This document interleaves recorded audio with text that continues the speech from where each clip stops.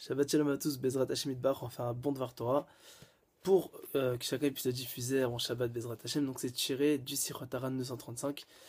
Sirot Haran, comme on l'a dit, c'est un livre que Rabbi Nathan de Nemerov il a écrit. C'était l'élève de Rabbi Nachman de Breslev. Et dedans il explique quelque chose de magnifique. Il explique que quand, entre guillemets, je vais la faire un peu à la sauce de 2017. Baruch Hashem, beaucoup de personnes ils font tchouva, beaucoup de personnes ils veulent évoluer, se réveiller à Kadosh Baruch Hu le mieux possible. Donc beaucoup de personnes ils vont prendre sur eux des khumrot. Des khumrot, c'est quoi? C'est des exigences halachiques, entre guillemets. L'halakha elle dit, non je me suis mal exprimé. L'halakha elle dit par exemple, un exemple, quelque chose, et elle dit aussi de faire encore mieux. Un exemple, une personne il va par exemple aux toilettes, quand il sort des toilettes il doit se laver les mains avec le robinet. L'halakha elle dit c'est bien de prendre un kéli. C'est pas une obligation, c'est bien. Il y a écrit que celui qui fait ça, qu'Hachem il envoie la bracha, tavo alav beracha, que vienne sur lui la beracha de Dieu.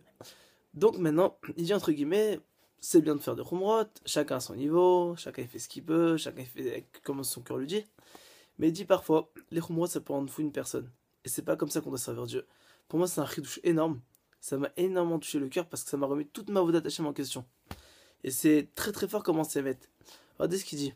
Il dit une personne, quand il fait tchouva entre guillemets, et il veut servir à Kadosh Baruch Hu, alors qu'est-ce qu'il se dit? Il se dit bon bah ça y est, je vais essayer de faire ça sur moi, prendre ça, ça, ça, ça, ça, ça, ça. Au final il porte sur ses épaules, il porte, il porte, il porte. Mais quand ça devient trop lourd, qu'est-ce qu'une personne il fait? Il jette pas un petit peu, il jette tout. Donc le problème c'est quoi? Shlomo Meler qu'il a dit Al-Tehi tzadik arben, ne sois pas trop tzadik. Parce qu'une personne quand elle est trop tzadik, au final il va tout craquer, il va tout lâcher, que Dieu préserve. Et il y a plein d'exemples comme ça malheureusement, que Dieu nous en préserve. Donc ce que Dieu demande entre guillemets de nous, il explique Rabbi Nachman, c'est qu'on fasse tout avec simplicité, avec notre cœur. Bien entendu, on fait la halakha, pas de transgression chasvéchal, mais on fait le simple. On fait ce que la halakha nous demande. Et si on a la possibilité de faire un khumrot, en plus c'est mignon. Mais il donne une autre technique, Rabbi Nachman de Breslev, parce qu'il explique comme ça, et là on va rentrer dans le sujet. Il dit, moi, à Pessah, j'ai voulu vraiment faire toutes les khumrot possibles. En plus, il est ashkenaz, Rabbi Nachman de Breslev. Donc c'est-à-dire que déjà les ashkenazim, c'est que des khumrot. Lui, il a voulu faire même des khumrot énormes. Un exemple, histoire de l'eau. L'eau, c'est quoi? On dit que le Hametz à Pessah, c'est un djinn, c'est-à-dire c'est une catégorie dans la halakha, qui est que ça s'appelle Davar Shesh Lo Matirin. Comme le Hametz, il est autorisé toute l'année et qu'il est interdit que Pessah, ce qui se passe, c'est que il est interdit 7 jours et juste après il est autorisé.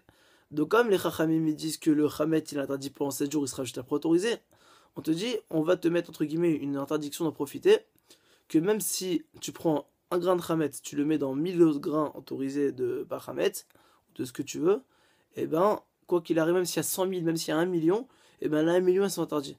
C'est-à-dire qu'il y a un grain de blé avec de l'eau qui est Hametz, quoi, qui tombe dans une marmite qui fait vraiment 50 kilos, une marmite immense, toute la marmite elle est interdite. Normalement, c'est comme ça, là, normalement. Ce qui se passe, c'est quoi? Il y a la même histoire pour l'eau. Imaginez maintenant dans le Kinneret, d'accord? Le Kinneret, c'est le lac d'Israël. C'est connu que tu y a plein de personnes qui jettent du pain, etc. Alors, a priori, qu'est-ce qui se passe? Tout le lac, d'accord? Bah, il sera sourd à boire. Donc, il y a un problème. Bien entendu, Rav Yosef, Baruch Hashem, il a trouvé beaucoup de culottes.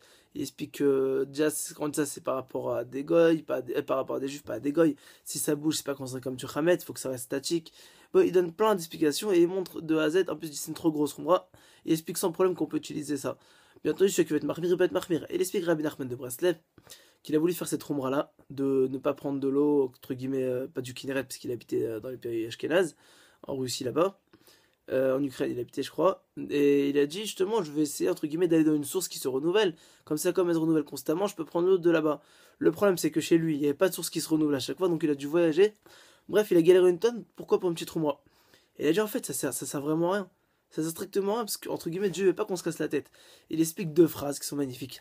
Il dit un, la Torah n'a pas été de nos anges. C'est la Gemara qui dit ça. Deux, Akadosh Baruch Hu se comporte pas comme un tyran vers ses créatures. Alors si nous, entre guillemets, on fait plein de trucs, c'est on montre entre guillemets qu'Hachem, entre guillemets, nous empoisonne la vie. Alors Chas Shalom, c'est pas du tout ça. Il y a beaucoup de gens, malheureusement, ils lâchent beaucoup de trucs de Torah parce qu'ils croient que c'est un poison, alors qu'aucun rapport. La Torah, c'est magnifique, Baruch Hashem. Et encore une fois, chacun, il fait ce qu'il peut à son niveau.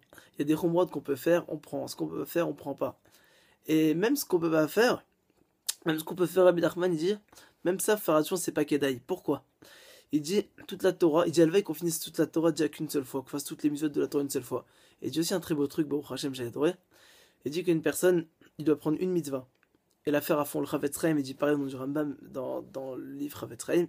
Il dit que la Torah c'est appelé Etz Chaim. un arbre de vie. Maintenant, comment tu t'attaches à un arbre? C'est pas possible de s'attacher à un arbre. C'est trop gros pour nous, d'accord? Imagine un gros chêne qui est énorme. On peut pas s'attacher à lui. Alors qu'est-ce qu'on fait? Une branche, c'est plus petit, on s'attache à une branche. Une branche, on peut être aux fesses, on peut l'attraper. Quand on peut attraper la branche, et qu'on peut l'attraper, donc on l'attrape, et ben on se retrouve automatiquement attaché à l'arbre. Donc on s'attache à une mitzvah, qui est une des 613 mitzvahs de la Torah, et on se retrouve en fait attaché à toute la Torah. Donc ça le but. Et il dit, même cette mitzvah-là, faut pas la faire à fond, c'est-à-dire au point de devenir dépressif, de devenir fou si on l'a pas fait. Par exemple, une personne, il se prend sur lui d'aller prier au Netzachama tous les matins, Kol HaKavod, Baruch Hashem, c'est fois 1000, c'est de l'or, il y a écrit dans la Gemara des choses magnifiques dans Brachot dessus, dans la Halacha, bref, magnifique Baruch Hashem, et il se dit quoi, je vais prier honnête. Et un jour, il se lève pas, il commence à devenir fou, j'ai pas été honnête, il commence à s'énerver alors que ça vaut pas le coup. Il va commencer à faire une mitzvah, à commencer à faire une avera, que cette avera-là, alors il dit finalement que c'est un très beau truc au sujet de la colère, que c'est bon à savoir. Et il pose une question, est-ce que c'est bon, c'est une petite parenthèse mais c'est toujours bon, est-ce que c'est bien de s'énerver pour une mitzvah? Après oui, on pourrait penser que oui. Il dit jamais de la vie. Parce qu'il dit pourquoi? Parce qu'il écrit que celui qui transgresse, que celui qui se met en colère, c'est comme s'il faisait Avodazara.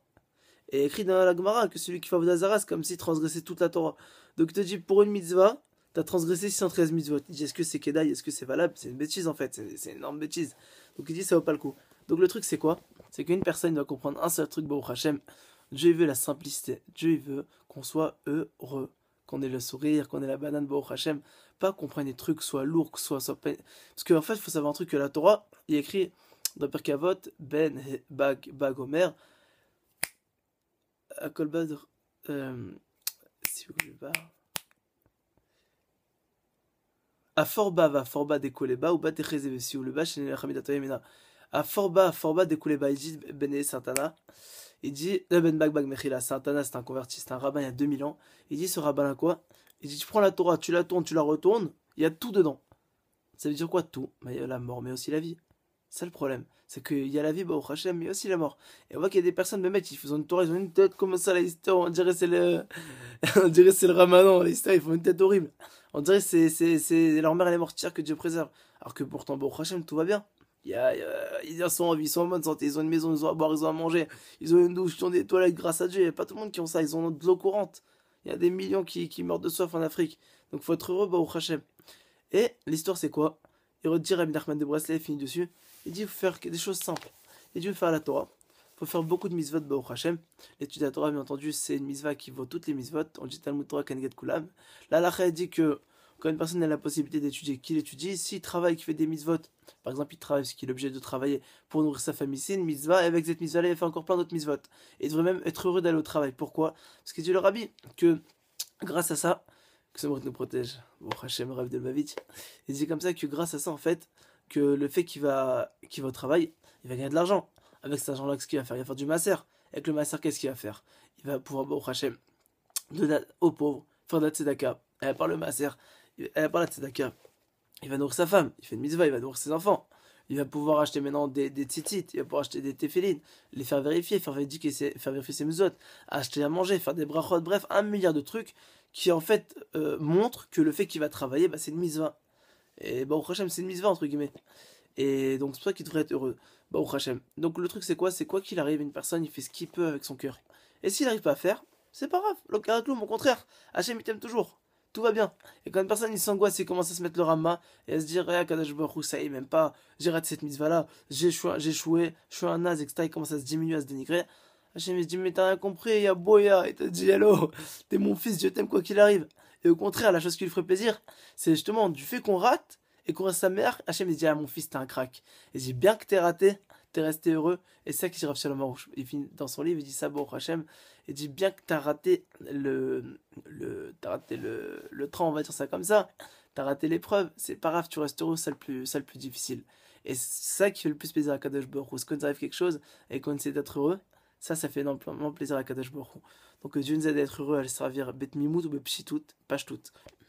Avec simplicité, avec notre cœur, simplement, on fait la Torah et les mitzvot comme les Chachamim nous ont demandé. On fait ce qui est écrit dans la Gemara, ce qui est écrit dans les poskim.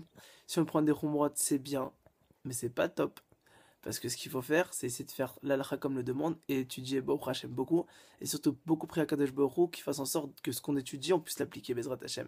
Et grâce à ça, on aura des très très hauts niveaux. Et ah oui aussi, on n'oublie pas, Torah, mitzvot et Gmut Rasajim.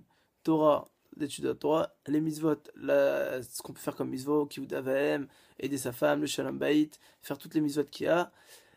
À part ça, faire du chesed, si on peut aider les gens, bon, c'est une très très grande mitzvah. Et surtout, il dit une chose, faut pas l'oublier, s'attacher à une seule mitzvah. La faire à fond, le reste on le fait comme on peut, mais une seule mitzvah qu'on fait à fond. Et grâce à ça, Bezrat Hashem, on deviendra ce que Hashem veut qu'on devienne. Et ça, c'est la réussite, Bezrat Hashem. Voilà, donc Dieu nous aide à devenir ce qu'on doit devenir. Des bonnes nouvelles et Shabbat Shalom.